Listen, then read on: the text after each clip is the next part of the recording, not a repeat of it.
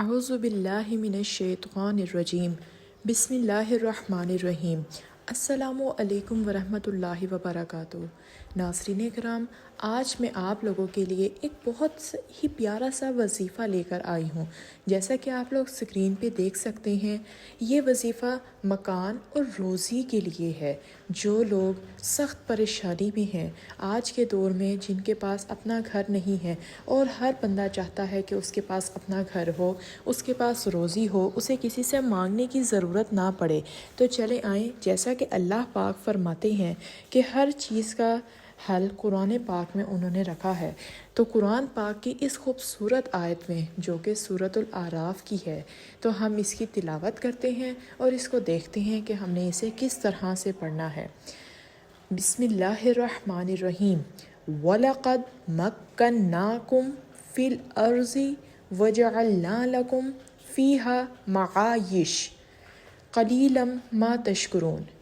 اب یہاں پر میں نے وقف کیا ہے معایش پہ۔ اگر آپ اس کو ملا کر پڑھنا چاہیں تو آپ اس کو ایسے پڑھ سکتے ہیں، وَلَقَدْ مَكَّنَّاكُمْ فِي الْأَرْضِ وَجَعَلْنَا لَكُمْ فِيهَا مَعَایِشَ قَلِيلًا مَا تَشْکُرُونَ۔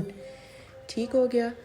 اگر کسی کے پاس رہنے کی جگہ یا مکان نہ ہو، یا روزی کا ذریعہ نہ ہو، رزق سے تنگ ہو، یا مسافر ہو اور اس کے پاس کوئی سامان نہ ہو، تو اس آیت کو 191 بار یعنی کہ 151 دفعہ روزانہ پڑھے جب تک کامیابی نہ ہو۔ انشاءاللہ کامیابی ہوگی۔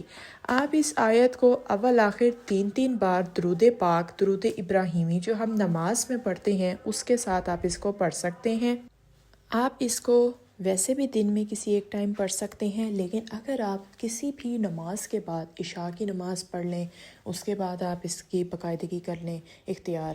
اگر آپ مغرب کے بعد اگر آپ کرنا چاہیں تو اس میں بھی آپ کر سکتے ہیں۔